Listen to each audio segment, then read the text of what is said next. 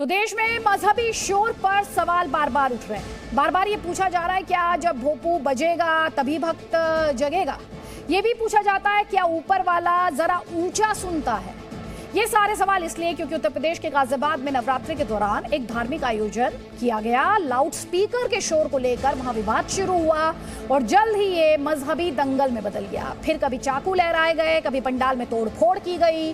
8 आरोपी गिरफ्तार भी किए गए। लेकिन सवाल सिर्फ शोर को लेकर मचाए गए उपद्रव को नहीं, बल्कि मजहबी सोच से जुड़ा हुआ ये सवाल है। अभी ज्यादा दिन नहीं बीते जब महाराष्ट्र की मस्जिदों में लाउड स्पीकर से अजान का जवाब मंदिरों में लाउड स्पीकर से हनुमान चालीसा का पाठ कर दिया जा रहा था। इस संग्राम में भी हिंदू और मुसलमान आमने सामने आते दिखे थे। सवाल इसलिए भी है क्योंकि शोर को लेकर सोच सेलेक्टिव दिखती है और हम ऐसा इसलिए कह रहे हैं क्योंकि लाउड स्पीकर से अजान को सही ठहराने वाले लोग कीर्तन और माता की चौकी जैसे आयोजन में असहिष्णु हो जाते हैं। तो आज इस मुद्दे पर हम कसम संविधान की में ये बहस लेकर आए हैं क्योंकि धार्मिक आयोजन में तेज आवाज पर यह विवाद है। यह बहस जरूरी है क्योंकि लाउड स्पीकर पर 2 समुदायों के बीच ये टकराव है। यह बहस इसलिए भी जरूरी है कि मजहबी शोर पर फिर हिंदू मुसलमान हो रहा है, बल्कि कहना चाहिए क्या शोर का मजहब होता है। सवाल यह भी है कि क्या धर्म के नाम पर शोर की इजाजत दी जा सकती है। और ये बहस इसलिए भी जरूरी है क्योंकि क्या धर्म का शोर जरूरी है या फिर शांति ज्यादा जरूरी है। तमाम बड़े सवाल, हमारे साथ मेहमानों का एक बड़ा पैनल। इसी पर कसम संविधान की में इस बहस को हम आगे बढ़ाएंगे, लेकिन उससे पहले जल्दी से रिपोर्ट देखिए आप।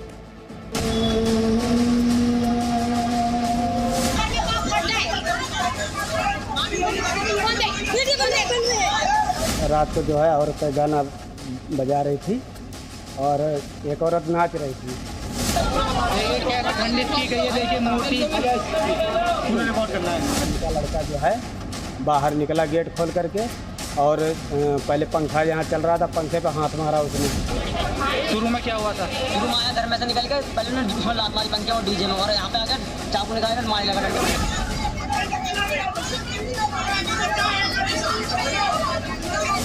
उसने जो है डेग पे मारा, फिर यहाँ मूर्ति पे गया लात मारने के लिए।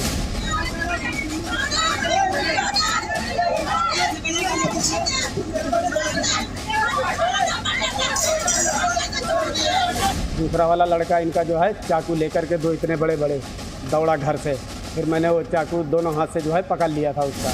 कुल 8 लोगों को गिरफ्तार कर लिया गया है। तो हमारे साथ इस बड़ी बहस में शामिल होने के लिए कई खास मेहमान हैं। हमारे साथ हिंदू धर्म गुरु देवकीनंदन ठाकुर हैं, हमारे साथ पॉलिटिकल एनालिस्ट रिजवान अहमद हैं, हमारे साथ तौसीफ अहमद खान आपको स्क्रीन पर दिखाई दे रहे हैं, टीएमसी के नेता हैं। सबसे पहले तो एक कमेंट यहाँ पर आप ही का चाहूंगी डॉक्टर रिजवान अहमद। सवाल यही है, क्या शोर का मजहब हो सकता है या शोर का मजहब खास तौर पर जब एक मजहब से वो जुड़ा हो तभी बताया जाता है? जी हाँ, शुक्रिया। जय हिंद, वंदे मातरम। जय हिंद। अदिति जी, अगर मुस्लिम पॉइंट ऑफ व्यू से इस बात को आगे बढ़ाऊं तो इतना कहूंगा कि साफ साफ रूल है, इसमें कोई डिस्प्यूट नहीं है कि रात 11 बजे से लेके सुबह 6 बजे तक लाउड स्पीकर नहीं चल सकता। इसके अलावा किसी को चलाना है तो डीएम से अनुमति कमिश्नर से लेनी होती है। तो जो भी लोग किसी कीर्तन से या किसी चीज से की आपत्ति कर रहे हैं, सबसे पहले सुबह फजर की, मैं 5 की बात नहीं कर रहा, सुबह फजर की अजान लाउड स्पीकर पर देना एज वॉलंटियर्स बंद करें सबसे पहले। यहां से फिर आगे एतराज करने की, लड़ाई करने की, झगड़ा करने की एक बात शुरू होती है। झगड़ा होना नहीं चाहिए, एफआईआर होनी चाहिए। तो पहले फजर की अजान जो 365 दिन दी जाती है 6 बजे से पहले 4:30 सवा 4 तक वो बंद होनी चाहिए। ठीक है। उसके बाद आप शिकायत करो। अगर कभी आपको साल में 1, 2 बार, 3 बार, 4 बार अनुमति चाहिए 5 बजे से पहले अजान देने की, तो भाई डीएम साहब से, कमिश्नर साहब से उसका परमिशन ले आओ, सीधी सी बात है। ठीक है, अगर ये जो आयोजक मैं पहले कमेंट के लिए 1 मिनट का वक्त देती हूँ डॉक्टर रिजवान अहमद इस शो में। पहले मैं हर गेस्ट का एक कमेंट ले लूं प्लीज। देवकीनंदन ठाकुर जी भी हमारे साथ हैं। देवकीनंदन ठाकुर जी, जो सवाल मैंने अभी डॉक्टर रिजवान अहमद से पूछा वही सवाल मेरा आपसे भी है। क्या लाउड स्पीकर का, या मुझे कहना चाहिए शोर का, धर्म होता है क्या? नहीं अदिति जी, मैं ये क्या होता है कि जैसे देवी जागरण हुआ, या हम लोग जैसे भागवत कथा करते हैं, हम प्रवचन करते हैं, जब हम कथा पंडाल में जाते हैं तो 50,000 1 लाख आदमी होता है। अब बिना लाउड स्पीकर के तो ये संभव ही नहीं है कि हम उन तक अपनी आवाज को पहुंचा पाए, क्योंकि ऐसे अगर हम बोलेंगे तो 1 लाख लोगों तक आवाज नहीं पहुंचा सकते। लेकिन हमारी कथा होती है 7 दिन। नवरात्रि में अगर जागरण कोई करता है तो 1 बार जागरण करता है, परंतु अगर जाएंगे वो जो सुबह 5 बजे, आप देखते हैं कि सुबह 5 बजे जो मस्जिदों से स्पीकर पे आवाज आती है, वो आवाज जो, क्योंकि वो 365 दिन आती है और उसके दायरे में बहुत सारे लोग आ जाते हैं, क्योंकि हम लोग कथा भी करते हैं तो एक सीमित दायरे में हमारी वॉइस रहती है। लेकिन वो जो स्पीकर की आवाज है जो 5 बजे ये लोग लगाते हैं, उसके दायरे में बहुत ज्यादा आ जाते हैं। और जो नवाज अदा करने जाता है, मुझे लगता है उसे टाइम मालूम है, उसे पता है कि किस टाइम नवाज अदा करनी है हमको, तो उतने बजे तो वो नहा धो के अपने आप से उसको चला जाना चाहिए। मुझे नहीं लगता है कि उसके लिए उसको स्पीकर पे आवाज देने की आवश्यकता है, परंतु देवी जागरण जैसे कर रहे हैं तो उसमें आवश्यकता पड़ती है। तौसीफ अहमद खान ये कह रहे हैं कि हमारा आयोजन तो कभी कभार होता है, बात उनसे कीजिए जो रोज सुबह सुबह लाउड स्पीकर का इस्तेमाल करते हैं। 1 मिनट है आपके पास। देखिए अदिति जी, कोई खुद को, अपने आप को, सारे लोगों को रिफॉर्म लाना चाहिए। अगर कोई कहता है दूसरे पक्ष के बारे में कि उन्हें ऐसा करना चाहिए, उन्हें ऐसा करना चाहिए, देखिए कानून है, देश का कानून है, और कानून की जानकारी कर लें और कानून का पालन करें। कानून का अगर उल्लंघन करेंगे और वो ये सोचेंगे कि अभी तो सरकार हमारे प्रति, कोई किसी एक कम्युनिटी के प्रति बहुत सॉफ्ट है, एक कम्युनिटी को वोट के लिए वो लोग जो है कुछ नहीं करते, नवरात्रि है चाहे कोई भी दूसरा प्रोग्राम है, जब चाहो जैसे चाहो माइक बजाओ, तो ये उनको खुद को जरूरत है कि वो अपने आप में इस चीज को सोचे जरा कि भाई क्या वो देश के कानून का उल्लंघन करना चाहते हैं या कानून का पालन करना चाहते हैं। और ये सारे लोगों पे अप्लाई होता है, क्योंकि आज हम कितने इनटॉलरेंट हो गए हैं। उत्सव का माहौल है, एक फेस्टिवल का माहौल है, त्योहार का माहौल है, और झगड़ा हो रहा है। झगड़ा क्यों होगा? झगड़ा आप करना चाहेंगे तो होगा, अगर आप नहीं करना चाहेंगे तो बिल्कुल नहीं होगा। सबको मिलजुल करके खुशियां बांटिए, त्योहार मनाइए, फेस्टिवल मनाइए। कानून का उल्लंघन करेंगे और सोचेंगे कि नहीं हम जवाबदेही फिर करेंगे, तो ये ठीक नहीं है। हर लोगों को अपने अंदर झांकना चाहिए और देखना चाहिए कि सारे लोग अपने कानून को पालन करें। ठीक है, आप कह रहे हैं कानून का पालन होना चाहिए। वागीश सारस्वत एमएनएस से हमारे साथ है, क्योंकि जब महाराष्ट्र में पूरी डिबेट हुई थी तो राज ठाकरे काफी इस बहस में आगे रहे थे। वागीश सारस्वत, शोर का धर्म होता है क्या? बिल्कुल नहीं होता है और होना भी नहीं चाहिए। लाउड स्पीकर हाँ उत्सव के लिए अगर इस्तेमाल करना है, प्रशासन की परमिशन लेकर के इस्तेमाल किया जाना चाहिए। सुप्रीम कोर्ट के नियम बने हुए हैं, उनके मुताबिक इस्तेमाल होना चाहिए। इसका कोई धर्म हो ही नहीं सकता है। आप उत्साह के लिए, उत्सव के लिए, आनंद के लिए अगर इस्तेमाल करते हैं तो उसके लिए इजाजत देने की व्यवस्था है। सरकार इजाजत देती है, प्रशासन, पुलिस प्रशासन उसकी इजाजत देता है। तो इजाजत लेकर के जो काम किया जाएगा वो निसंदेह बहुत अच्छा होगा, वरना दूसरे लोगों को तकलीफ, मेरी आजादी वहां खत्म हो जाती है जहां दूसरे लोगों को तकलीफ शुरू हो जाएगी। लाउड स्पीकर का मुद्दा यही है कि अगर मैं माता की चौकी कर रहा हूं तो निश्चित तौर पे मेरे परिवार को, मेरे परिजनों को आनंद आना चाहिए, इसमें कोई दो राय नहीं। लेकिन अगर दूसरों को तकलीफ हो रही है, वो चाहे माता की चौकी हो चाहे वो अजान हो, दोनों पर ही प्रतिबंध लगना चाहिए। हमारी भूमिका बहुत स्पष्ट है, हम कहीं से किसी भी तरह से कोई कंफ्यूजन वाली बात नहीं है।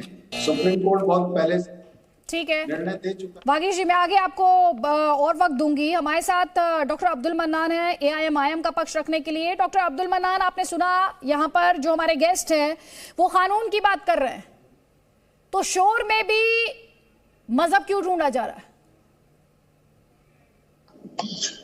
देखिए, शोर में मजहब कहां से आ गया? ये अगर इसकी बात होगी, शोर का मामला होता तो लोग ये थोड़े कहते कि अजान के बदले में हनुमान चालीसा हम पढ़ेंगे। तो शोर का तो कोई धर्म नहीं होता, लेकिन लोग बदले की भावना से शोर मचाना शुरू कर देते हैं। तो सवाल ये है कि बदले की भावना से शोर नहीं, शोर तो शोर है, उसको कम करना चाहिए और हिंदू मुसलमान को दोनों को एक दूसरे से एवॉइड करना चाहिए। अगर थोड़ा बहुत किसी को हो भी यही प्रॉब्लम तो उसको एवॉइड करना चाहिए और भाईचारे से रहना चाहिए हिंदुस्तान में। यही पैगाम होना चाहिए और यही इस वक्त नवरात्र में हम देख भी रहे हैं कि आजकल थोड़ा कम लाउड स्पीकर बज रहा है। अभी मैं सफर पे ही हूँ, तो ये अच्छी बात है कि लाउड स्पीकर की भी आवाज कम हो गई है, अजान की भी आवाज कम गई, शोरगुल कम हो रहा है, लेकिन ये बरकरार रहना चाहिए और एक दूसरे के लिए टॉलरेंस होना चाहिए, क्योंकि दोनों धर्म के लोगों को इसी हिंदुस्तान में रहना, किसी को जाना नहीं है और सबको अपना त्योहार भी मनाना है। बिना त्योहार मनाए कोई रह नहीं सकता। तो टॉलरेंस की बात यहाँ पर ये कर रहे हैं डॉक्टर अब्दुल मन्नान, क्योंकि ऑलमोस्ट उनका 1 मिनट पूरा होने वाला है। डॉक्टर रिजवान अहमद ये कह रहे हैं कि टॉलरेंस होना चाहिए और देख रहे हैं कि काफी बदलाव इन्हें ग्राउंड पर दिखाई दे रहा है, लेकिन फिर टॉलरेंस की क्या बात है? एक है कानून का पालन करना और दूसरा है कि एक दूसरे के धर्म के प्रति सम्मान होना। कानून का पालन हर हाल में होगा। जी शुक्रिया। अभी हमारे एक सम्मानित साथी ने बोला, बात करते करते उन्होंने एक बात बोल दी बीच में कि जो ये हाल की सरकार है ये बड़ी सॉफ्ट है एक वर्ग के लिए, उससे कुछ टच नहीं किया जा रहा है। तो अदिति जी, बबूल बोगे तो कांटे ही मिलेंगे, दशहरी आम तो मिलेंगे नहीं।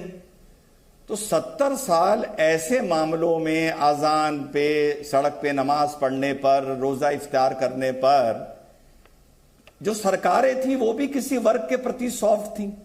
तो जिंदगी तो एक चक्रा है, ये चक्कर चलता है, कभी जो आज नीचे है कल ऊपर आता है। तो इस पर ऐतराज नहीं करना चाहिए। इसका ऐतराज अगर करना था तो जब वो सरकारें किसी विशेष वर्ग के लिए सॉफ्ट थी तभी कर देते, तो आज ये दिन ना देखना पड़ता। मान लो कि अगर कोई सरकार किसी के प्रति सॉफ्ट है। पहली बात, अदिति जी बड़ा छोटा वकील हूं, ट्रायल कोर्ट का वकील हूं, सुप्रीम कोर्ट मैंने देखा नहीं है अंदर से कैसा है। ये हमारे संविधान में ना ये बात मुझे बड़ा इरिटेट करती है और करने लगी है, ये भाईचारा। हमारे संविधान में कहीं भाईचारा शब्द इस्तेमाल नहीं होता कम वक्त। बड़ी अजीब बात बता रहा हूं, कहीं नहीं होता कि ये फैसला दो समुदाय भाईचारे से कर लेंगे। भाईचारे की कोशिश की थी सुप्रीम कोर्ट ने अयोध्या मामले में, हाथ जोड़ लिए सुप्रीम कोर्ट ने कि भैया आउट ऑफ कोर्ट सेटलमेंट कर लो, तुम्हें इतने मौके दे रहे हैं। तो फिर भाईचारा नहीं चला ना, तो बात फिर संविधान की करो। मुझे समझ में नहीं आता, कहीं 2 मिनट में तलवारें निकल आती हैं, कहीं भाईचारे का डमरू बजने लगता है। मैं कहता हूं नो भाईचारा, ओनली संविधान। सुप्रीम कोर्ट ने बोला है 11 बजे से सुबह 6 बजे तक लाउड स्पीकर नहीं चलेगा, बात खत्म। फजर की अजान लाउड स्पीकर पे देनी बंद करो, उसके बाद शिकायत करने का आपको अधिकार मिलेगा। जब तक 4:30 बजे अजान दे दे के हिंदुओं को बताते रहोगे कि अल्लाह ही सबसे बड़ा है और वो ही इबादत के लायक है और तुम सोने वाले मूर्ख हो, तब तक आप रात भर आरती हो या कथा हो, आप उसे नहीं रोक सकते। अपना दामन साफ करो, फिर शिकायत करो। ठीक है, यहाँ पर हाजी खान आपने सुना, डॉक्टर रिजवान अहमद ने एक बात कही, उन्होंने कहा भाईचारा अपनी जगह है लेकिन कॉन्स्टिट्यूशन के मुताबिक चलिए, कानून के मुताबिक चलिए। मैडम, भारतीय संविधान ने ही पाबंदी लगाई है, सुप्रीम कोर्ट ने पाबंदी लगाई है कि रात में 11 से लेकर सुबह 6 बजे तक कोई लाउड स्पीकर नहीं बजेगा। लेकिन मस्जिदों की अजान के बारे में उन्होंने कहा है कि इतनी नीची आवाज़ करके वो अजान दे सकते हैं। ये कहा है सुप्रीम कोर्ट ने, हमने नहीं कहा, आपने नहीं कहा। हमारे देश में हमारे हिंदू भाई अगर कोई काम कर रहे हैं, कोई पूजा कर रहे हैं, कोई अपना मेला कर रहे हैं, कोई और धार्मिक कार्यक्रम कर रहे हैं, तो उनको भी इजाज़त है कि वो अपना करें। उसमें हमारे किसी दूसरे भाई को परेशानी नहीं, और मुसलमानों की भी जिम्मेदारी बनती है। और मुसलमानों की जिम्मेदारी इसलिए बनती है कि मुसलमान भी अपनी अजान दें तो उसकी वॉइस को नीचा कर लें। फजर की ये 4 नमाज अजानें तो उसमें आनी थी, और मुसलमानों के कोई भी प्रोग्राम रात भर के नहीं होते इल्ला माशाल्लाह। और उसमें अगर प्रशासन से कोई परमिशन लेता है, चाहे वो हिंदू हो, मुसलमान हो, कोई भी हो, तो वो अपने कार्यक्रम कर सकता है। एक भावना अंदर से ये है कि हमें किसी को परेशान करना है, एक भावना ये है कि हमें अपने लोगों को बुलाना है। ये बताइए कौन कर रहा है परेशान? जो भी अपनी देखिए, इन्नमल आमालो बिन्नियात, सारा दारो मदार नियत पर है कि आपकी नियत कितनी खराब है, नियत अच्छी है। आपके पास कौन सा पैमाना है कि आप नियत तय कर देंगे भाई? ऊपर वाला सब देख रहा है, ऊपर वाला। और अभी आपने ये कहा कि हमारी रात भर नहीं होती अजान, हम रात भर नहीं करते। 2 मिनट की मैडम, 2 मिनट की। नहीं सर, आप जो बातें कर रहे हैं, एक तरफ भाईचारे की बात कर रहे हैं, दूसरी तरफ कर रहे हैं कि मंशा परेशान करने की नहीं होनी चाहिए, मंशा आप तय करेंगे। 2 मिनट की अजान में उसमें एक बात कही जाती है, अस्सलातु खैरुम मिनन नौम, नमाज नींद से बेहतर है। और लोग सो रहे होते हैं सुबह की नमाज में, उसमें 2 अल्फाज ज्यादा है और नाजान से कि नमाज नींद से बेहतर है। तो उन मुसलमानों को बुलाया जाता है, उसमें किसी हमारी भावना ऐसी नहीं थी कि हमारे किसी हिंदू भाई को परेशान किया। और रही बात तो मैं बचपन से ये तो अभी आपने जो कहा कि ये मंशा किसी की खराब 2 तरह से होता है, एक किसी की मंशा खराब हो, अभी तक मैं समझ नहीं पाई आपके पास क्या अगर हमारी मंशा, और जब सुनिए मेरी बात ध्यान से, और दूसरी बात सर, एक जो दलील दी जाती है, एक जो तर्क दिया जाता है, वो बार बार दिया जाता है। आपने कहा कि मुसलमानों से कहा जाता है, लेकिन जब वो लाउड स्पीकर पे जाता है तो जो नॉन मुस्लिम है उनके भी तो कानों में जा रहा है ना सर। मैडम मैं बता रहा हूँ, जब उनके भी कानों में जा रहा है ना। डॉक्टर रिजवान अहमद, ना सुनिए, अब आप जवाब लीजिए। ये जो सवाल है मैडम, इसका जवाब मैं डॉक्टर रिजवान अहमद से भी लूंगी। ये अभी कह रहे हैं कि मुसलमानों से कहा जाता है कि नमाज सोने से बेहतर है, लेकिन जब आप लाउड स्पीकर पर जाते हैं तो सारे मुस्लिम ही थोड़ी सुन रहे हैं आपको, नॉन मुस्लिम भी सुन रहे हैं। और थोड़ी देर पहले ये कह रहे हैं कि मंशा पे सवाल उठता है। इनके पास कौन सा ऐसा पैमाना है, या इनके पास ऐसा कौन सा यंत्र है जिससे ये पता लगा लेंगे किसकी मंशा क्या है? अदिति जी, एक हमारे भाई ने आपको चुपके से गलत जानकारी दे दी कि मुसलमान का रात भर कभी भी माइक चलाने का कोई ऐसा मौका नहीं आता। ये चुपके से गलत बता दिया उन्होंने आपको। मैं साफ बता दूं, जब हमारे यहाँ मिलादुन नबी होता है ना, तो सुबह के 3:30 पौने 4 फजर की अजान तक मिलाद होता है लाउड स्पीकर पर। तो भैया जब बार बार कहा है, जब मैं बैठा हुआ करूं तो जरा सोच समझ के बोला करूं। जी परमिशन ली जाती है उसकी। दूसरी बात, परमिशन के साथ होता है, विदाउट परमिशन नहीं होता। विदाउट परमिशन नहीं होता रिजवान साहब, वो परमिशन ली जाती है उसकी, सरकार परमिशन देती है। विदाउट परमिशन प्रोग्राम कर रहा है कोई भी, वो गलत है, संविधान के खिलाफ गए। ठीक है, जवाब तो ले लीजिए उनका, बोल लेने दीजिए उन्हें भी। जी जी बोलिए। हो गया? जी बोलिए। हो गया? बोलिए बोलिए। अब बोल लूं? बोलिए जी। मेरी पहली बाइट ये थी कि जो भी प्रोग्राम करे वो परमिशन ले। मैं सिर्फ आपको वहां पर ठीक कर रहा था। शुक्र है आपने वो मेरी बात मान ली, क्योंकि आपने अदिति पर एक गुगली फेंकी थी कि हमारे यहां अजान के अलावा माइक की जरूरत नहीं पड़ती। मैं आपको सिर्फ ठीक कर रहा था और आपने मान लिया कि परमिशन के बाद हम माइक यूज करते हैं पूरी रात। माशाअल्लाह कहा था मैंने, कहा था इल्ला माशाअल्लाह, आप नहीं समझ पाए। जी अब आगे चलूं। हेलो अदिति जी, अदिति जी, आप जब यहां प्रोग्राम करने आती हैं तो आपको तो बता दिया गया होगा कि आपको ऑफिस में 3:30 बजे रिपोर्ट करना है। एक बार बता दिया गया होगा, कोई टाइमिंग चेंज होगी तो आपको इत्तला कर दी जाएगी। जब हमारे तौसीफ भाई अपनी डेट पर जाते हैं या मैं किसी डेट पर जाता हूं हाई कोर्ट में या कहीं भी, तो हमें पता होता है ना कि हमारा कॉल कब आएगा। हम वहां पहले टाइम से पहुंच जाते हैं। इसी तरह फ्लाइट पकड़ने जाते हैं, एयरपोर्ट पहुंच जाते हैं।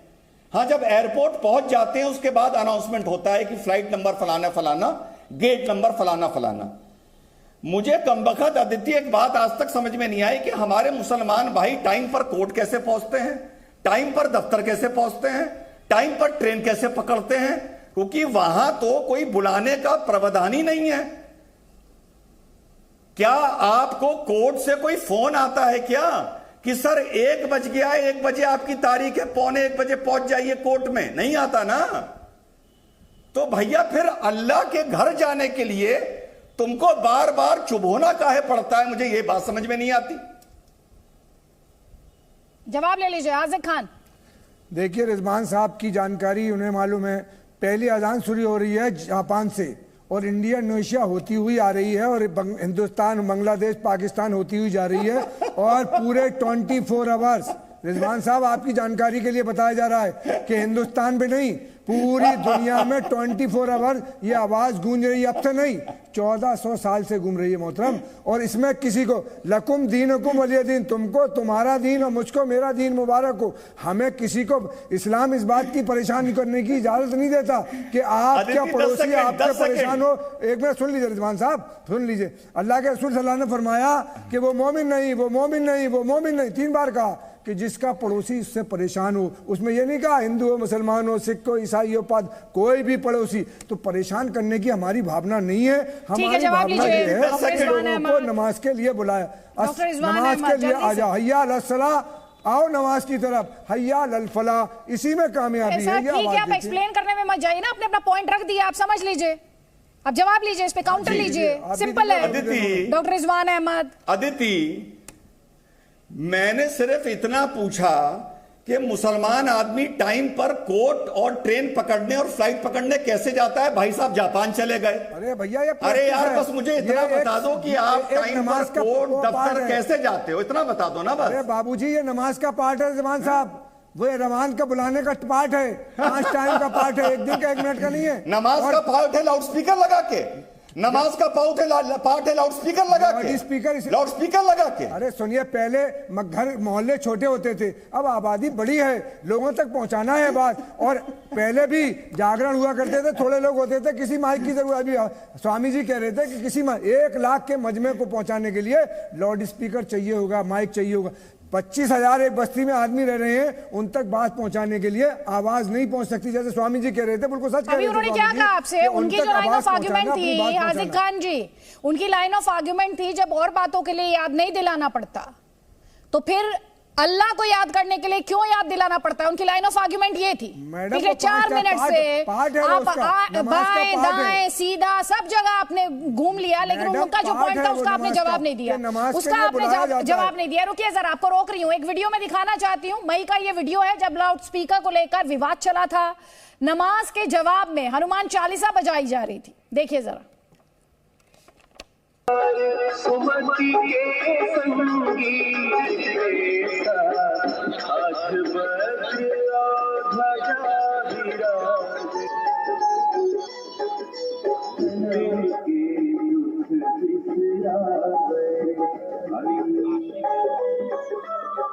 तो ये ऐसे है देवकीनंदन ठाकुर जी, सर ये ऐसे है जैसे शोर मचाने के लिए कंपटीशन हो रहा हो, प्रतियोगिता हो रही हो कि तुम्हारा शोर ऊंचा कि हमारा शोर ऊंचा। इस पर आप क्या कहेंगे?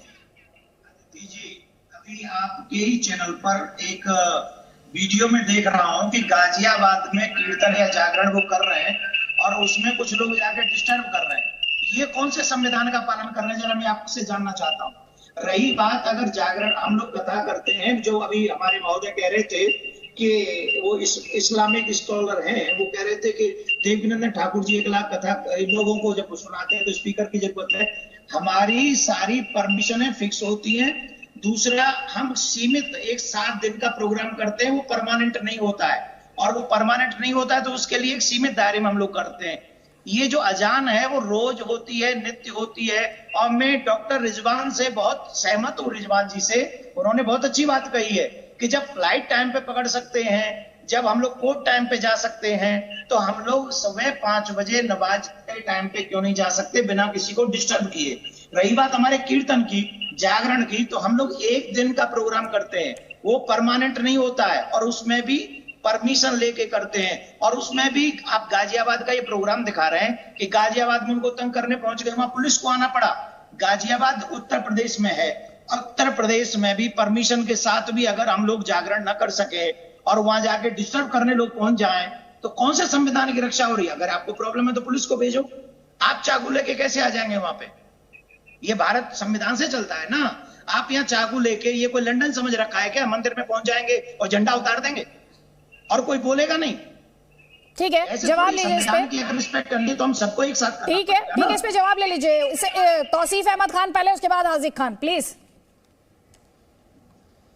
देखिए अदिति जी, अभी रिजवान साहब ने बोला था वो डिफेंड कर रहे थे उस बात को जो मैंने कहा कि गवर्नमेंट जो उसका अप्रोच सॉफ्ट रहा है जब कोई एक पर्टिकुलर वोट बैंक को वो प्लीज करते हैं।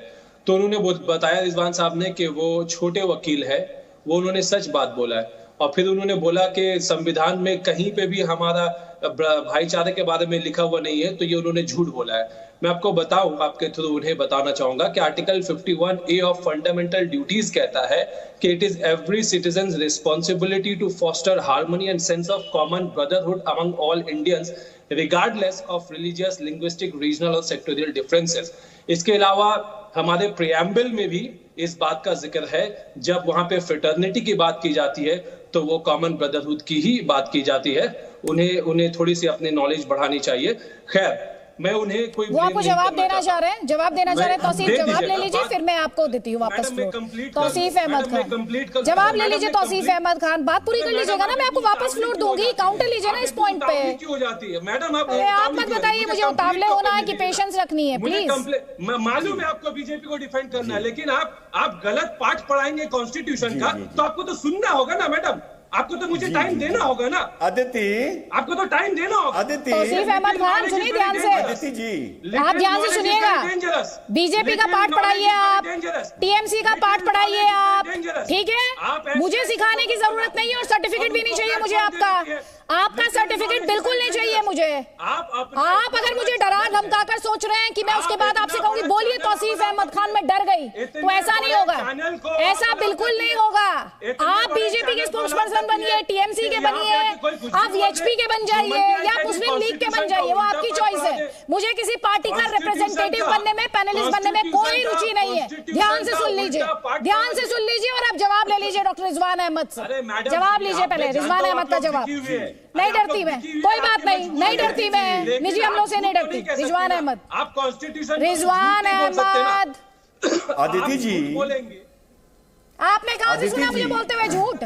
पहले अपना इन्वेस्टिगेशन तो प्रॉपर किया कीजिए जी। क्या डिफेंड करेंगे सर कोर्ट में? आपको तथ्यों की पूरी जानकारी नहीं होती। आप डॉक्टर रिजवान अहमद और अदिति त्यागी की आवाज में फर्क नहीं कर पाते हैं और आप खुद को लॉयर बता रहे हैं। ठीक है सर, सुनिए आप ध्यान से डॉक्टर रिजवान अहमद की आवाज। उन्होंने बोला डॉक्टर आप भी बहुत कुछ बोल रहे हैं, क्या मैं आपके लिए जवाब दे हूँ? आपके लिए जवाब दे हूँ क्या? मैं आपके लिए जवाब दे हूँ?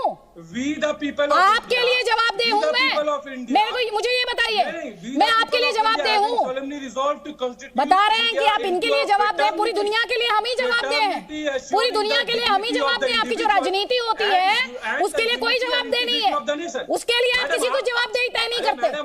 आए हैं यहाँ पर प्रोपेगेंडा करने। मैडम रिजवान अहमद, आपको क्यों मिर्ची लगती? अरे अपनी भाषा पर रखिए कंट्रोल, भाषा पर कंट्रोल रखिएगा तौसीफ अहमद खान। निजी हमले नहीं करेंगे अब आप जी। डॉक्टर रिजवान अहमद बोलूं? जी बोलिए जी। चलिए साहब, ये तो एस्टैब्लिश हो गया छोटा वकील हूं, लेकिन कभी कभी दरोगा का जो कानून पता होता है वो एसएसपी सिटी को नहीं पता होता। बताता हूं। अभी उन्होंने कहा संविधान कहता है ब्रदरहुड, वो संविधान equality of man and women भी कहता है। तो मुझे संविधान पढ़ाने वाले बड़े अधिवक्ता 1985 में जब शाहबानो को उसी सुप्रीम कोर्ट ने जो संविधान का गार्जियन है, जब उसने एक मुसलमान औरत को अपना अधिकार दिया था तो मातम क्यों कर रहे थे? जब सायरा बानो को ट्रिपल तलाक से वही संविधान बचा रहा था तो मातम क्यों कर रहे थे? गलत कर रहे थे ना, तो तब भी ये मातम नहीं करना चाहिए था और सुप्रीम कोर्ट की और संविधान की दुहाई तब देनी चाहिए थी जो आज आप मुझे दे रहे हो।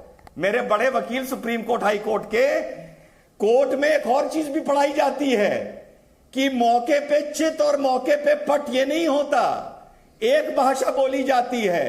तो अगर संविधान खोलने का शौक है तो हर जगह संविधान खोलो, चाहे तुम्हारी कौम का नुकसान हो रहा हो, चाहे तुम्हारी कौम का फायदा हो रहा हो। फिर ये मत करो कि मौके पे संविधान खोलोगे और मौके पे शरीयत खोल के बैठ जाओगे। ठीक है, जवाब लीजिए तौसीफ अहमद खान। सवाल जो प्रोपेगेंडा उन्होंने फैलाया वो ये कि भाईचारे की बात आपके किसी एक पैनलिस्ट ने किया, उस पर उन्होंने बोला कि संविधान में तो हमारा कहीं भाईचारा लिखा ही हुआ नहीं है। जो मैंने उन्हें बता करके दिखा दिया कि प्रियम्बल में जब फ्रेटर्निटी की बात की जाती है, वो भाईचारे की बात है। और आर्टिकल 51 मैंने आपके सामने रीड आउट कर दिया, जहां पे क्लियरली ब्रदरहुड वर्ड भी यूज किया गया। ये बात अलग है कि फ्रेटर्निटी का इंटरप्रिटेशन ब्रदरहुड होता है, वो नहीं समझ पाएंगे। और उन्होंने एडमिट भी किया कि वो छोटे वकील है, सुप्रीम कोर्ट का मुंह नहीं देखा। लेकिन क्या है कि जजमेंट पढ़ना चाहिए। आप बड़े वकील के पास जाइए, आपके पड़ोस में होंगे बड़े वकील, आप पढ़िए। लेकिन छोटा वकील बड़ा वकील छोड़ दीजिए। एक सेकंड टीवी में नहीं फैलाइएगा, प्रोपेगेंडा छोड़िए, सुनिए। झूठ आकर के टीवी में नहीं बोलिएगा। भाईचारा कॉन्स्टिट्यूशन में नहीं है, ये झूठ है। कॉन्स्टिट्यूशन में यूसीसी लिखा है कि नहीं लिखा है? कॉन्स्टिट्यूशन में यूसीसी लिखा है कि नहीं लिखा है? देशवासियों को बताना होगा। हाँ, देशवासियों को आपको भी बताना होगा। यूसीसी लिखा है कॉन्स्टिट्यूशन में कि नहीं लिखा? मैं क्या पूछ रही हूँ आपसे? ड्यूटी है जो हमारा संविधान यूसीसी लिखा है या नहीं लिखा है? इन जैसे लोगों को लाकर उन जैसों को छोड़िए, मैं आपसे पूछ रही हूँ। क्योंकि आप यूसीसी अपने आप को जिम्मेदार चैनल कहती हैं, तो आपके सर्टिफिकेट की जरूरत नहीं है मुझे। ऐसे आपके सर्टिफिकेट की जरूरत नहीं है। अभी आपसे भी पूछ लूंगी ना, आपसे भी तो पूछना है मुझे। मुहर्रम में और दुर्गा विसर्जन में और टाइम को लेकर और कोर्ट की फटकार, वो सब मैं पूछूंगी फिर आपसे। अरे एक सेकेंड, अभी तो जो सवाल है, एक सवाल है, यूसीसी लिखा है कॉन्स्टिट्यूशन में नहीं लिखा है? यूसीसी लिखा है कॉन्स्टिट्यूशन में कि नहीं लिखा है? गोल पोस्ट चेंज करने से नहीं होता। ना गोल पोस्ट नहीं चेंज कर रही मैं बिल्कुल उसी मैदान में हूँ और उसी गोल पोस्ट पर हूँ। मैं देखूंगी अब आप वहाँ पर स्कोर कर पाएंगे कि नहीं कर पाएंगे, मुझे ये देखना है। यूसीसी लिखा, बस चैनल के आगे बढ़ नहीं पाते आप। टीएमसी रिप्रेजेंट करने आते हैं, जी मीडिया। अरे सुनिए ध्यान से, आप जी मीडिया रिप्रेजेंट करने आते हैं या टीएमसी रिप्रेजेंट करने आते हैं? पहले डिसाइड कीजिए। पहले बताइए, यूसीसी पर अभी तक मुझे जवाब नहीं मिला। Common civil code, uniform civil code. एक second doctor Rizwan Ahmad, please एक सेकंड दीजिए मुझे यहाँ पे। डॉक्टर रिजवान अहमद एक सेकंड रुक जाइए सर, एक सेकंड रुक जाइए प्लीज। यूसीसी लिखा है कॉन्स्टिट्यूशन में नहीं लिखा है? मैडम अगर वो यूसीसी को डिनाई कर दे तो मैं बता दूंगा। हाँ, नहीं आप बताइए ना, आप बताइए। तो आना चाहिए यूसीसी? नहीं आना चाहिए यूसीसी की नहीं आना चाहिए? नहीं मैडम, उन्होंने डिनाई किया कि भाई। अरे आप तो बताइए यूसीसी आना चाहिए या नहीं आना चाहिए? आप अपनी बात कीजिए ना। यूसीसी आना चाहिए नहीं आना चाहिए? बंद कीजिए। अरे जवाब दीजिए। कॉर्नर हो गए बस निकल गया लोग, भूल गए लोग। अरे मैं निकल गई प्रैक्टिस। बताइए मुझे यूसीसी। नहीं जी, हमला करते रहिए, मुझे कोई फर्क नहीं पड़ेगा। नहीं यूसीसी आना चाहिए या नहीं आना चाहिए? मैं आपसे क्या पूछ रही हूँ? यूसीसी आना चाहिए या नहीं आना चाहिए? आपकी हवा निकल गई। अरे अपनी भाषा पर रखिए नियंत्रण रखिए। इनका ऑडियो डाउन कर दीजिए बिल्कुल फौरन, तुरंत प्रभाव से। जिस व्यक्ति को डिबेट करना नहीं आता उसके लिए मंच नहीं है। मर्यादित तरीके से बात करना सीखिए तौसीफ अहमद खान, मर्यादित तरीके से। कभी निजी हमले, एक तरफ कॉन्स्टिट्यूशन की दुहाई, यूसीसी पर सवाल पूछ लिया तो आपने मैदान ही छोड़ दिया। तो जब तर्कों की राह पकड़ते हैं तो तर्कों पर रहिए, फिर निजी हमलों पर मत आइए, बिल्कुल मत आइए। देवकीनंदन ठाकुर, उसके बाद डॉक्टर रिजवान अहमद, जल्दी प्लीज। कहना चाह रहा हूँ, तब से भाईचारे की बात हो रही है। उदयपुर में जब एक दर्जी मारा गया था तब भाईचारा कहाँ था? अमरावती में लोग मार दिए गए तब वो भाईचारा। इन्होंने खंडन कर दिया था। अभी कीर्तन में, अभी आप जो वीडियो दिखा रहे हैं, कीर्तन में चाकू लेके पहुंच गए, कौन सा भाईचारा है? अरे भाई हम भाईचारा हमको भाईचारा बनाते रहते हो तुम। हम लोगों को भाई बना बोल के हम ही चारा बना के खा जाओगे। आखिर बहुसंख्यक हिंदू कब तक भाईचारा निभाएगा भाई? भाईचारा दोनों तरफ से निभाया जाएगा ना। तो आप अगर भाईचारा निभाना चाहते हैं तो जितने प्यार से आप नवाज रोड पे अदा करते हो उतने ही प्यार से हमें जागरण भी तो करने दो, जबकि बहुसंख्यक हम हैं। और बहुसंख्यक होने के बाद भी आप भाईचारा सर, कॉन्स्टिट्यूशन के सामने तो आप बहुसंख्यक हो या अल्पसंख्यक हो, सबके बराबर राइट है सर। अरे सबके राइट है तो हमें जागरण करने हाँ, तो कानून की राइट साइड पे बात करनी पड़ेगी। I can't hear him. अपने घर में धरना के ये नेता लोग अपने घर में, लेकिन हम अगर जागरण करेंगे, अगर हम कथा करेंगे तो ये हमारा राइट है कि नहीं? यहाँ चाकू लेके थोड़ी पहुंच जाएंगे, ये गन लेके हमारे सर पे रख देंगे कि तुम कथा करोगे तो तुम्हें गोली मार देंगे। नहीं तो भाईचारा निभाओ। भाईचारा यही है कि तुम कथा छोड़ के भाग जाओ, जागरण बंद करो, देव जागरण नहीं करोगे, ये भाईचारा होगा क्या? इसको भाईचारा कहेंगे क्या? हम सच कह रहा हूं। ठीक है, जवाब लीजिए अब्दुल मन्नान, उसके बाद डॉक्टर रिजवान अहमद। मैं एक कमेंट लूंगी दूसरे केस का, उसके बाद आपको फ्लो दूंगी प्लीज। Doctor Abdul mannan. देखिए, दो बातें अभी रिजवान साहब ने कही। एक बात तो ये कि प्लेटफॉर्म पर जब आप पहुंचते हो तो क्या आप टाइम से नहीं पहुंच जाते हो? दूसरी बात उन्होंने कहा एरोप्लेन पे आप पहुंचते हो तो टाइम से नहीं पहुंच जाते हो। तो मैं आपको बताना चाहता हूं कि जब भी ट्रेन जाती है तो बड़े जोर से सीटी मारती है और कहती है कि साहब हम जा रहे हैं, और फिर अनाउंसमेंट भी होता है कि फला नंबर की ट्रेन इस वक्त जा रही है।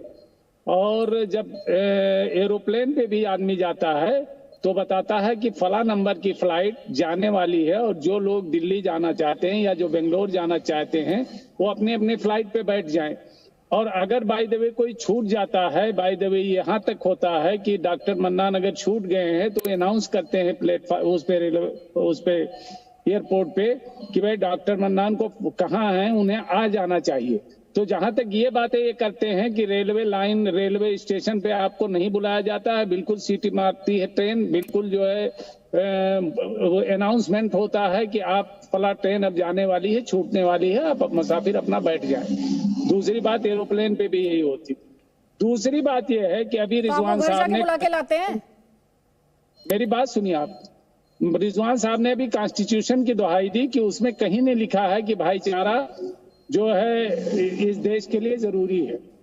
और अभी दूसरे साहब जो वकील साहब थे उन्होंने बताया कि नहीं, भाईचारा लिखा हुआ है संविधान में कि भाईचारा जरूरी है। अरे भाई, संविधान में लिखा हो या ना लिखा हो, इस देश की जरूरत है भाईचारा। और जितने भी लोग आप भाईचारा के विरोधी हो, जो भी इस देश में भाईचारा के विरोधी है, वो उसकी चलेगी नहीं, वो नफरत का बीज बो के बहुत दिन चल नहीं पाएगा। इस देश में भाईचारा है, भाईचारा रहेगा, भाईचारा था। और अगर संविधान में नहीं भी लिखा है तो इस देश की जरूरत है भाईचारा, और बिना भाईचारा इस देश की जरूरत तो है भाईचारा। लेकिन दिक्कत ये है वागीश सारस्वत जी, जो डॉक्टर अब्दुल मन्नान अभी बोल रहे थे, उनके नेता तो जाकर कहते हैं कि मुसलमानों अपना नेता चुन लो। वो नहीं कहते हैं आप सब अपना नेता चुन लो, वो कहते हैं मुसलमानों अपना नेता चुन लो। उससे बहुत भाईचारा बढ़ता है, उससे बहुत अमन चैन आता है, प्यार बढ़ता है। वो जाकर बाकायदा बताते हैं ठाकुरों ने चुना, दलितों ने चुना, पिछड़ों ने चुन लिया, यादवों ने चुन लिया, मुसलमानों तुम अपना नेता चुन लो। उससे भाईचारा बढ़ता होगा। डॉक्टर अब्दुल मन्नान जवाब भी सुन लीजिए। हाँ, जवाब सुन रही हूँ, आप ही से सवाल है जी। हमारे यहाँ औरंगाबाद में कम से कम 7 लोग जो हैं कारपोरेटर, वो हिंदू भाई हैं। और हैदराबाद में जिस स्पीच की, जिस जलसे की बात कर रही हूँ, इस देश में कभी हिंदुओं पे ज्यादती हो रही है, उसके लिए भी वैसे ही बुलंद आवाज उठाई है जैसे हर वक्त मुस्लिम्स को अंडर अटैक बताते हैं आप। मेरी बात सुनिए, असदुद्दीन सुन रही हूँ मैं आपकी बात। अरे भाई, आप जो है इसीलिए मैं आपके डिबेट में आना बंद कर दिया। कोई बात नहीं, मुद्दे पर रहना है तो मुद्दे पर रहिए। आपसे जो सवाल पूछ रही हूँ, आप बता रहे मेरे यहाँ 7 कॉर्पोरेटर हैं, 8 कॉर्पोरेटर वहां हैं। सर मैं आपसे क्या पूछ रही हूँ? मैं आपसे कह रही हूँ ये स्पीच क्यों देनी पड़ती है, क्यों कहना पड़ता है ये? मेरी बात सुनो अदिति जी, मेरी बात सुन लो आप। ऐसा है कि मैं आपके कोऑर्डिनेटर से बार बार कहता हूँ कि भाई अदिति जी अगर बोलने दे तो मैं आऊँ। सर आपको मुद्दे पर बात करनी है तो आप बात कीजिए। कोऑर्डिनेटर से क्या कहते हैं, वो फोन कॉल आप कर सकते हैं और कोऑर्डिनेटर से बात कर सकते हैं। उसके लिए आपको इस मंच का इस्तेमाल करने की जरूरत नहीं है। आपको मुद्दे पर बात करनी है तो ये बताइए, ये क्यों कहना पड़ता है मुसलमानों अपना नेता चुन लो? सिंपल सी बात है, सीधा जवाब दीजिए। नहीं देती ना। अरे बोलिए ना सर। तो फिर बोलो ना, आप और रिजवान जुगलबंदी कर लो, दोनों आदमी बोलो, हम नहीं बोलते हैं। अरे आपको कौन सी जुगलबंदी दिख गई? जो आपसे सवाल पूछ रहा है वही आपको बुरा लग गया? और वो व्यक्ति जो आपसे सवाल पूछ रहा है वो आपको बुरा लगता है, आपको उसकी जुगलबंदी दिखती है? नहीं बोला था असदुद्दीन ओवैसी ने? चलिए आप बताइए, असदुद्दीन ओवैसी ने नहीं बोला था कि मुसलमानों अपना नेता चुन लो? चलिए बताइए, आप बोला था कि नहीं बोला था, ये बताइए जल्दी से मुझे तो सुनोगी आप कि नहीं सुनोगी? ऐसा है कि असदुद्दीन ओवैसी ने कभी भी कहीं ऐसा भाषण नहीं दिया जिसकी वजह से हिंदू मुस्लिम दंगा हुआ हो। और आप दंगा पर आए, ये बोला था जो मैंने आपसे कहा या नहीं बोला था, बस इतना बताइए। दंगा का आरोप नहीं लगा रही हूं मैं, दंगे का आरोप नहीं लगा रही हूं मैं आप पे। मैं आपसे क्या सवाल पूछ रही हूं उसका जवाब दीजिए। मेरी बात सुनो आप, अगर सबने अपना नेता बना लिया है, बहन जी अगर दलितों की नेता हैं, अगर मुलायम सिंह यादव के नेता हैं, अगर मोदी जी सवर्णों के नेता हैं, अगर जो है मराठों के नेता हैं, शिवसेना के लोग, अगर अकाली दल अपना नेता बनाए हुए है, तो मुसलमान भी अगर अपना नेता बना लेगा तो आपको क्या परेशानी है? आप हिस्सेदारी नहीं देना। अभी अमन और भाईचारा कहाँ गया? भाईचारे से क्या मतलब? नहीं क्या मतलब क्या? जब राजा अच्छा जब सूट करेगा तब भाईचारा, जब सूट नहीं करेगा तो विक्टिम। भाईचारा निभाना है तो हिंदू और मुसलमान का आ गया, जाति कहां से आ गई? सारस्वत, आपके अंदर वो समझ पैदा होना चाहिए कि कोई बात नहीं डॉक्टर अब्दुल मन्नान, वो तो समझ दिख ही रही है किसमें कितनी समझ है। ये बता रहे हैं, उससे समझना मुश्किल हो रहा है कि ये रेलवे स्टेशन पे अनाउंसमेंट की बात कर रहे हैं, ये एयरपोर्ट पे अनाउंसमेंट की बात कर रहे हैं। वो चार दीवारी के भीतर की बातें होती हैं, वो दुनिया को परेशान करने के लिए नहीं होती हैं। और अगर यात्रियों की सुविधा के लिए की जा रही है तो उसको आप नमाज से या अजान से कैसे जोड़ सकते हैं? आपको ये तर्क शक्ति कहाँ से आ गई है? अगर एयरपोर्ट में अनाउंस किया जा रहा है कि व्यक्ति अगर यात्री रह गया है वो समय से पहुंच जाए तो क्या गलत कर रहे हैं? आप उसको अजान से जोड़ेंगे, आप अजान से जोड़ करके उसको जस्टिफाई करने की कोशिश करेंगे। और ये जो गाजियाबाद की घटना है, ये घटना क्या किसी हिंदू ने गड़बड़ की थी? चाकू लेके कौन पहुंचा था? अगर हिंदुओं के पर्व में, उनके त्योहार में कहीं से कोई आपत्तिजनक तरीके से व्यवहार कर रहे हैं तो क्यों कर रहे हैं? बार बार हिंदुओं के त्योहार को डिस्टर्ब क्यों किया जाता है? पिछली नवरात्रि में भी इस तरह की दिक्कतें हुई, जगह जगह दंगा करवाने की कोशिश हुई। आज अष्टमी हुई है, कल नवमी बाकी है, फिर दशहरा आ रहा है। दो महत्वपूर्ण दिन हमारे पूरे देश के उत्सव के हैं, हिंदुओं के पर्व के हैं, और उसमें चाकू लेकर के घुस गया और चाकू लेकर के जबरदस्ती रोकने की कोशिश कर रहा है। मैं कह रहा हूं कि हो सकता है कि उनकी आवाज तेज हो, भाईचारे से बात करके अगर चीजों को सुलझाया जा सकता है तो सुलझाया जाना चाहिए। जागरण जब चल रहा है या माता की चौकी अगर चल रही है, वहाँ चाकू लेके जाना कहाँ से जस्टिफाई होता है? ठीक है, हासिफ खान, जस्टिफाई ठीक है, जवाब दीजिए हासिफ खान। जस्टिफाई होता है क्या? जी मैडम, क्या सवाल है आपका? सर सवाल आपने सुन लिया, वो कह रहे हैं एक तरफ भाईचारे की बात की जाती है। देखिए मैडम, भाईचारा दोनों तरफ से होता है। भाईचारा और राष्ट्रवाद ये है, और राष्ट्र से मोहब्बत करना और राष्ट्र से प्रेम करना। हिंदुस्तान की दुनिया में अगर कोई सुपर पावर बनाने की बात है तो अगर कहीं मुसलमान को खून की ज़रूरत है तो हिंदू को देना चाहिए, और किसी हिंदू को ज़रूरत है तो मुसलमान को देना चाहिए। ये भाईचारा इसलिए होता है, भाईचारा इसलिए नहीं होता कि नफरत फैलाई जाए। अगर वो चाकू लेके पहुंचे, गलत किया उन्होंने, उनके खिलाफ कार्रवाई होनी चाहिए। अगर कोई आदमी मस्जिद के ऊपर झंडा फहरा रहा है, उसके खिलाफ कार्रवाई होनी चाहिए। किसी भी गलत आदमी की हिमायत करना, जुर्म को बढ़ावा देना, किसी कातिल की हिमायत करना, हिंदुस्तान में अगर मैं पूरे हिंदुस्तान के 135 करोड़ हिंदुस्तानियों से कह रहा हूं कि अगर कोई इस बात पर, कोई मुसलमान खुश हो कि किसी हिंदू का कत्ल हो गया और कोई हिंदू इस बात पर खुश हो कि किसी मुसलमान का कत्ल हो गया, ये दरिंदे हैं, जानवर हैं, इंसान हैं, ना शैतान है। ये ना मुल्क से मोहब्बत करते हैं, ना संविधान से मोहब्बत करते हैं, और इस देश को तोड़ने की साजिश करते हैं किसी भी मजहब के लोग। मजहब ये सिखाता है कि मजहब नहीं सिखाता आपस में बैर रखना। हिंदी है, हम वतन है, हिंदुस्तान हमारा, हमें किसी मजहब के साथ दुश्मनी नहीं करनी। लेकिन एक बात कहूंगा दीदी जी, सुनिए कि अजान में फजर की 365 दिन की अजान, हिंदू मुसलमान कर रहे हैं। मैडम एक मिनट, नहीं आप तो 365 दिन की अजान फजर की, बड़ी बातें की सर, इतनी बड़ी बड़ी बातें की। 365 दिन की अजान फजर की, और जागरण 9 दिन का। अगर इनका कैलकुलेशन कर लिया जाएगा तब भी जागरण के दिन और टाइम मिनट ज्यादा निकलेंगे। और जो हमारे भाई जाते हैं अयोध्या गंगा पर, आपको जवाब, अभी थोड़ी देर पहले तो आप कह रहे थे कि हम 2 मिनट नमाज पढ़ते हैं और इनका तो रात को कीर्तन चलता है। फिर आप ये कह रहे थे कि मंशा पे सवाल उठता है, और अब आप कह रहे हैं भाईचारे की बात सर। और आप कह रहे हैं जो हमारे खून में यकीन हो के ना, वो बात तो यकीन की है। हमारे जिस्म की मिट्टी इसी जमीन की है, और हिंदुस्तान के मैडम 4 सेकंड लगेंगे प्लीज। आप जो बातें कर रहे हैं, समाज से कन्वर्ट होकर मुसलमान हुए, इसलिए इस मुल्क से हमें सिर्फ बातें मत कीजिए। जब आपको कन्वीनियंस लगता है तो आपको भाईचारा याद आ जाता है, अदरवाइज आप किसी की मंशा पे सवाल उठाने लगते हैं। आप ये बताने लगते हैं कि नमाज तो 2 मिनट के लिए होती है, रात भर हमारा तो कोई फंक्शन नहीं होता, आप अलग-अलग बातें करने लगते हैं। दोनों बातें एक साथ नहीं होती, दोनों बातें एक साथ नहीं होती। एक कमेंट यहाँ पे देखिए, उसके बाद जैसे ना औरत और मर्द होता है ना, बीच का होता है, बीच के लोग हैं। ये देश में नफरत परोस रहे हैं, ये देश को उस तरफ ले जा रहे हैं। मैं अपनी आंख से देख रहा हूं, तीसरी आंख से मैडम, कि देश को उस तरफ ले जा रहे हैं ये लोग। देवकीनंदन ठाकुर जी। अदिति जी, मुझे ये देखने को मिलता है जब इनको सहूलियत होती है तब ये भाईचारे की बात करते हैं, और जब सहूलियत नहीं होती है, जब इनको लगता है कि नहीं हमारे मतलब की बात नहीं हो रही है, तभी अनाप शनाप बातें अपने नवाज की और कुरान की और न जाने किस किस की बात करते हैं। मैं एक बात कह रहा हूं, मेरा एक प्रश्न का उत्तर अभी तक नहीं दिया कि अगर गाजियाबाद में कोई जागरण कर रहा है, माता की चौकी कर रहा है, तो वहां चाकू लेके कौन सा भाईचारा निभाने के लिए गए थे वो तो बता दें हमें कोई। इतने मैं देख रहा हूं डॉक्टर रिजवान तो फिर भी कम से कम संवैधानिक बातें कर रहे हैं, बाकी तो सब अपने मतलब की और मतलब सिद्ध बातें कर रहे हैं। मुझे तो बताइए, आप हमसे बार बार यहाँ बैठे हर एक व्यक्ति भाईचारे की बात कर रहे हैं, और भाईचारा के चाकू की नोक पे निभाया जाए। वहां कीर्तन में, आप जागरण में आप चाकू लेके कौन से भाईचारा, कौन सा रिश्ता था? वो मामा के थे, फूफी के थे, किसके लोग थे जो चाकू लेके पहुंचे कि भाईचारा निभाओ? ठीक है, भाईचारा निभाने के लिए हमें एक दूसरे के साथ कदम बढ़ाना पड़ेगा। लेकिन मुझे लगता है कि आज की कंडीशन में इन लोगों के साथ भाईचारे की बात करना ही मूर्खता है। अदिति जी, हाँ मैं बोलूं?